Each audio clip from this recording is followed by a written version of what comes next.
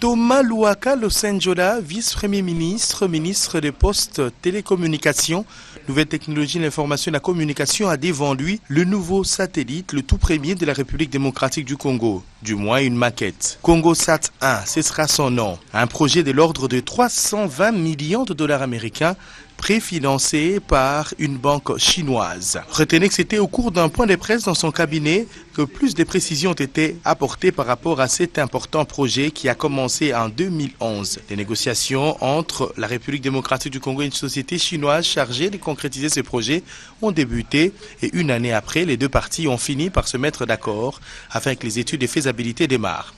Une fois un compromis trouvé entre la République démocratique du Congo et une banque chinoise au sujet du préfinancement du projet, le lancement de ce premier satellite congolais pourra intervenir prochainement à partir de la Chine. Thomas Louaka, le vice-premier ministre, a fait savoir à l'occasion que ce satellite sera bénéfique pour la République démocratique du Congo, permettra d'améliorer et sécuriser les communications, faciliter les contrôles des frontières nationales, augmenter les recettes publiques, économiser les devises et promouvoir le leadership du pays au plan africain en matière de télécommunications.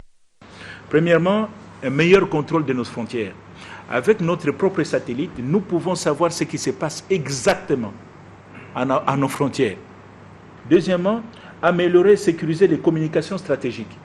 Comme vous le savez aujourd'hui, lorsque vous appelez, que ce soit vous ou moi, membre du gouvernement, ou le chef de l'État, lorsqu'il passe un appel, il fait un appel à l'étranger, sa communication, votre communication, est prise en charge par votre opérateur et l'opérateur transfère la communication à un satellite privé.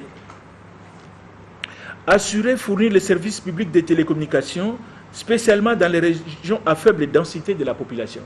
Assurer les transferts de technologies, vous allez avoir des ingénieurs congolais, ingénieurs en télécommunications, qui vont pouvoir maintenant maîtriser.